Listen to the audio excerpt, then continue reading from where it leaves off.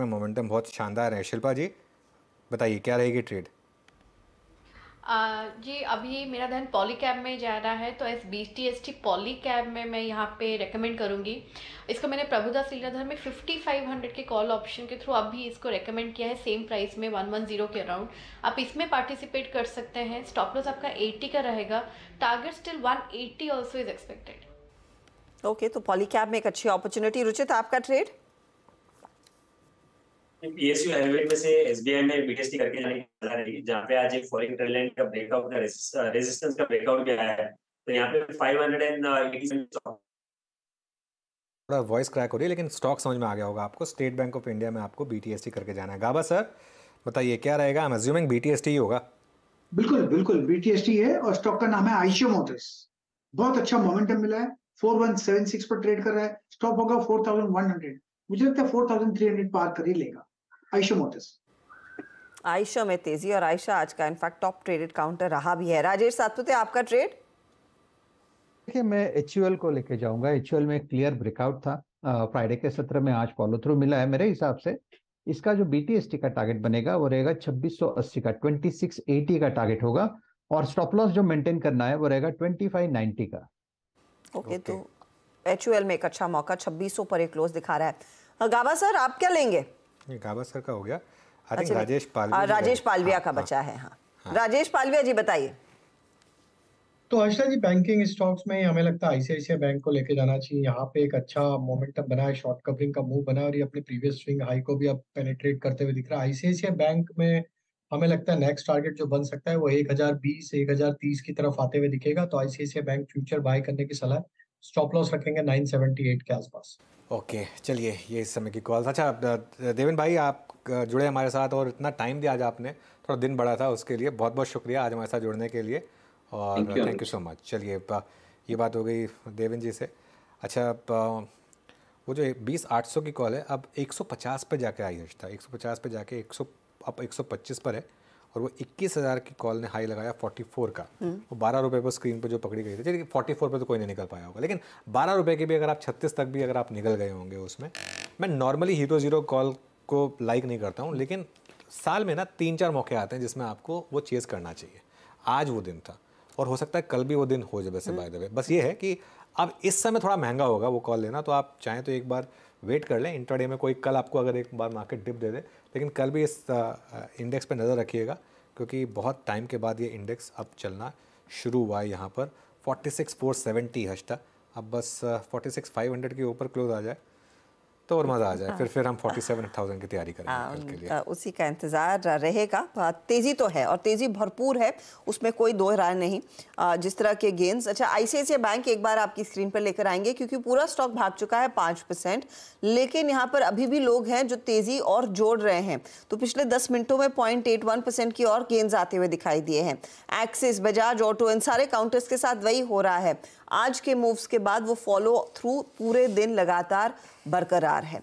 चलिए, लेकिन आज जो जीत है वो बाजार बेसिकली पॉलिसी कंटिन्यूम की मना रहा है। जिस तरह से बीजेपी की जोरदार जीत उभर कर आई है 3 राज्यों में, और उसी को लेकर बाजार भी कॉन्फिडेंस दिखा रहा है कि शायद अब यहाँ से प्री इलेक्शन रैली की शुरुआत हो गई है। सीएनबीसी आवाज ने आज दिन भर इसी मुद्दे पर चर्चा की है, और कई सारे दिग्गजों ने आज हमारे इस मंच पर कहा है कि ये बाजार है जहां पर अब तेजी देखने को मिलेगी।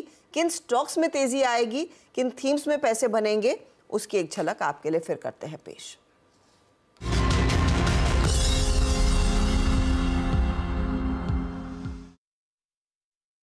जेएसडब्ल्यू इंफ्रास्ट्रक्चर जो हाल में लिस्ट हुआ है, वहां पे इस टाइप की कोई तेजी आई नहीं है, क्योंकि उसने पार्टिसिपेट ही नहीं किया टाइम पर्सपेक्टिव से। तो यहाँ पे आपको एक बहुत बड़ा इम्प्रूवमेंट दिख सकता है। जो काम अडानी पोर्ट से पिछले 5-10 साल में किया है हमारे कंट्री का, वो बनाने के लिए, एक साख बनाने के लिए, एक्सपोर्ट ओरिएंटेशन की, उसको सपोर्ट करने के लिए, वो जेएसडब्ल्यू रेप्लिकेट कर सकता है। पीएसयूज में अगर ऑयल साइड में देखें, अभी भी मुझे लगता है, जबकि फिलहाल हमने देखा है आईओसी 90 से 116 हो गया है, एचपीसीएल 280 से 340-45 हो गया है। मुझे लगता है इनकी री रेटिंग जारी रह सकती है, सो डोंट इग्नोर दैट। छोटी सी कंपनी है 5 स्टार बिजनेस फाइनेंशियल सर्विसेज करके, जो बहुत छोटे लोन्स करती है। ऑफ कोर्स इसकी फुटप्रिंट अच्छी खासी है, ये नहीं कि मैं कह रहा कि बहुत छोटी company in terms of business size है, बट लोन्स बहुत छोटे देती है। 35-40 हजार के एवरेज टिकट साइज के भी लोन दिए हुए हैं, उसमें भी अच्छी क्रेडिट इनकी हिस्ट्री रही है। एसबीआई 8 पी पे है, जो सबसे बड़ा पीएसयू बैंक है। हालांकि खाली पी नहीं दिखना चाहिए, बैंक ऑफ बड़ौदा 5.5 के पी पे है। एचएल इतने चलने के बाद भी प्राइवेट अगर आप स्पेस देखेंगे तो उससे कम वैल्यूएशंस पे। तो मुझे लगता है थोड़ा सिलेक्टिव होना चाहिए, क्योंकि हम कई बार सिर्फ ऑर्डर बुक के बेसिस पे शेयर बुल मार्केट में ऊपर चला जाता है। बहुत सारी जो कंपनीज हैं रेलवे कैपेक्स में, गवर्नमेंट कैपेक्स में, कैपिटल गुड्स में, उनके एबिटा रेशियोज, रिटर्न रेशियोज बहुत अच्छे नहीं है, पास्ट रिकॉर्ड अच्छा नहीं है। कुछ एक्सेप्शंस हैं, जैसे एलएनटी अगर आप देखेंगे तो एग्जीक्यूशन एबिलिटी भी इंप्रूव हुई है, ऑर्डर बुक तो हुआ है साथ में। आप उनके वर्किंग कैपिटल डेज देखिए, आप उनके ओवरऑल रिटर्न रेशियो देखिए। हैदराबाद मेट्रो जहां प्रॉब्लम था वहां राइडरशिप इंप्रूव हुई है, डेट कम किया है, तो एग्जीक्यूशन और रिटर्न रेशियोज में भी इंप्रूवमेंट है। तो ये थोड़ा जो ईपीसी कैपिटल गुड स्पेसेस में आपको इस चीज का ध्यान रखना पड़ेगा कि खाली ऑर्डर बुक पे मत जाइए। वो शायद प्राइस में आ गया है कुछ हद तक बहुत सारे स्पेस में।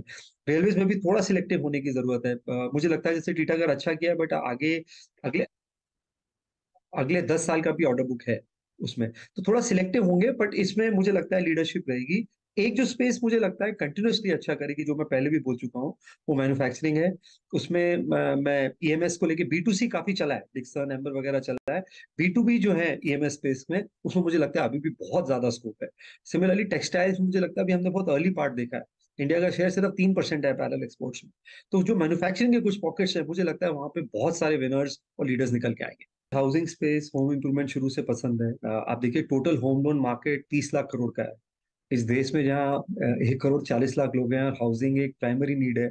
मुझे लगता है ये बहुत सेकुलर ग्रोथ स्टोरी है और बैंक्स अच्छा करेंगे। और मुझे उसमें एक कंपनी अच्छी लगती है, बहुत समय से पसंद है, होम फर्स्ट। आप देखिए पिछले 8 क्वार्टर से हर क्वार्टर उनका 5 से 6% से 8% डिसबर्समेंट बढ़ता है। साल का 30% ग्रो कर रहे हैं क्वार्टर ऑन क्वार्टर। बहुत अच्छी क्रेडिट अंडर राइटिंग स्किल्स है, टेक्नोलॉजी का अच्छा यूज करते हैं और एक्सपेंशन कर रहे हैं। 4% ROA है। अभी पिछले क्वार्टर भी उनका बेस्ट एवर नंबर आया। 1000 करोड़ के आसपास का डिसबर्सल का रन रेट हो गया है। तो उसमें मुझे ये थीम अच्छी लगती है। मुझे इसी स्पेस में सेरा और कजारिया भी अच्छा लगता है। एक होम इम्प्रूवमेंट देखने को मिल रहा है टीयर 2 टीयर 3 टाउन में भी। सेरा का इनफैक्ट सैनिटरी वेयर का जो है टॉप टीयर 3 टीयर 4 टाउन में उनका लगभग 50% सेल आता है। बहुत स्ट्रॉन्ग डिस्ट्रीब्यूशन रीच है और एक मूवमेंट है अनऑर्गेनाइज टू ऑर्गेनाइज की। एक मुझे एनर्जी स्पेस बहुत अच्छा लगता है। मुझे लगता है इंडिया की एनर्जी डिमांड बढ़ने वाली है। उसमें एक स्टॉक है, उसकी भी मैं काफी बार चर्चा कर चुका हूँ, टाटा पावर। तो काफी अच्छा लगता है। एमटार टेक जैसा एक स्टॉक मान लीजिए सब्सटेंशियल करेक्शन दे चुका, तो रिस्क के अनुपात में मुझे इसमें बड़ी रिटर्न अभी भी दिखती है, 50% बढ़ जाए। पर HAL में यहाँ हाथ डाल के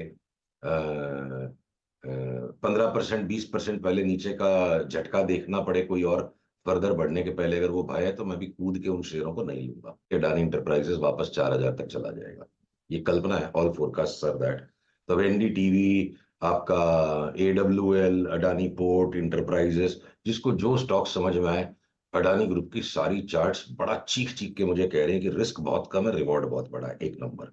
दूसरा, जब ये सीधा सीधा माहौल बन गया है कि इंडिया के आत्मविश्वास पर अब कहीं किसी को कोई प्रश्न चिन्ह नहीं है, पूरे विश्व को हमारे पर उतना ही भरोसा है जितना हमको है, तो ये Reliance, ITC, Hindustan Lever, good old simple straight hearted investing अब खूब पैसा देगी। सीधे सीधे स्टॉक्स अक्रॉस द बोर्ड सब जगह तेजी है, उनकी भी चार्ट तैयार है। बस खाली ये जो बैंक्स है इन पर मेरे को एक संदेह है, और ये एक मेंटेनेंस रैली कर रहे हैं बैंक्स और NBFCs।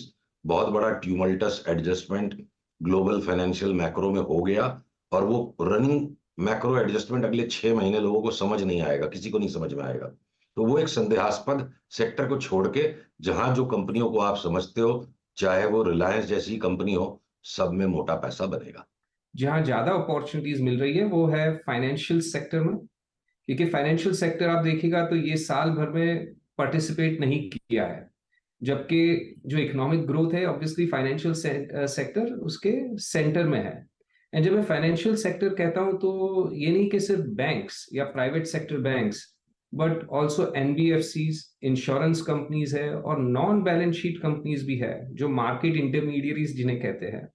या कैपिटल मार्केट इंटरमीडियरीज कहते हैं। तो ये across board I think valuations जो है रिलेटिव टू बाकी का मार्केट जहां पे है उसके मुकाबले रिलेटिव वैल्यूएशंस अट्रैक्टिव काफी स्टॉक्स में फाइनेंशियल सेक्टर में मिल रहे हैं। कंज्यूमर डिस्क्रेशनरी में अगर अपना इकोनॉमिक ग्रोथ, आज जो मार्केट की रैली है, पॉजिटिव माहौल है, वो उसका ये अनुमान है कि इकोनॉमिक ग्रोथ स्ट्रांग रहेगा।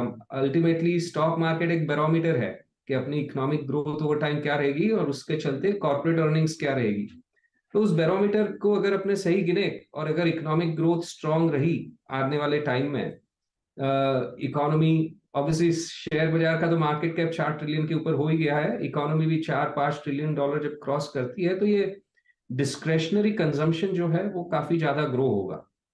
एंड डिस्क्रेशनरी में काफी आइटम्स आ जाती है, जैसे ऑब्वियसली ऑटो आ गया, रिटेल आ गया, मीडिया आ गया, ड्यूरेबल्स आ गए। तो इन सेगमेंट्स में भी इस साल ऑब्वियसली कई कंपनीज ने बहुत बढ़िया पार्टिसिपेट किया है, बट कई कंपनीज ने इतना पार्टिसिपेट नहीं किया जहां पे वैल्यूएशंस अगेन रिलेटिवली अट्रैक्टिव हो गए हैं। एंड तीसरा मैं कहूंगा कैपिटल गुड्स जो है, हालांकि कैपिटल गुड्स ने बहुत अच्छा प्रदर्शन किया है, ये साल परफॉर्मेंस बहुत स्ट्रांग रहा है कैपिटल गुड्स का, बट जो मैक्रो बैकड्रॉप है एंड विद पॉलिसी कंटिन्यूटी अगर और एक्सेलरेट होगा वो, तो अभी भी हाई क्वालिटी जो कैपिटल गुड्स है वहां पे कई बहुत ही उम्दा अपॉर्चुनिटीज आज भी मिल सकती है। ये कोई एक सेक्टर नहीं लीड कर रहा है, ये बहुत अच्छा सेक्टर रोटेशन हो रहा है। You know, it is not that you can say कोई एक, so there are different stocks that are hitting new highs, and that's the beauty of the market in a way। थोड़ा काफ़ी हद तक broad based हो गया है, तो मुझे नहीं लगता कि कोई एक सेक्टर लीड करेगा। लेकिन क्योंकि लोग इस गवर्नमेंट को इंफ्रा और इंडस्ट्रियल्स के साथ एसोसिएट करते हैं और नितिन गडकरी जी बहुत अग्रेसिव टारगेट सेट करते हैं, तो I think roads is one sector that could continue doing well. You can play through stocks like PNC, infra और केएनआर। आपने ओपनिंग में डीबीआर का जिक्र किया था, पर हमारा झुकाव थोड़ा उधर है। I think cement could still be one sector you could play through. I think Ambuja, UltraTech in the large caps, Ramco and Birla Corp, तो ये दो हैं। और अगर ऑब्वियसली अगर कंजम्पशन में फ़ायदा हुआ तो आई थिंक सबसे दुख वाली बात यह है कि लीवर, डाबर वगैरह सब आपको 2-3% के ही वॉल्यूम ग्रोथ दे रहे हैं, लेकिन अगर at the bottom of the pyramid अगर जॉब्स क्रिएट हो गए तो I think consumption could also see a revival. तो आई थिंक इसी इलेक्शन के आउटकम में अगर मुझे खेलना है, PSU बैंक्स देख लीजिए हर्षदा जी, आई थिंक SBI का 18% का ROE है, 18% का। आप प्राइवेट सेक्टर बैंक्स को देख लीजिए जिनके पास 18% का ROE है, वो 2 टाइम प्राइस टू बुक पे ट्रेड कर रहे हैं, SBI उसके आधे पे है। अगर आप उसको 1.5 भी दे दें, आपका SBI पे 35-40% अपसाइड आता है। तो why would even look at buying a mid cap bank अगर आप इन्वेस्ट कर रहे हैं, you know, and so on and so fourth. आप ये आप बैंक ऑफ बड़ौदा में भी एक्सटेंड कर सकते हैं, डिफेंस में भी।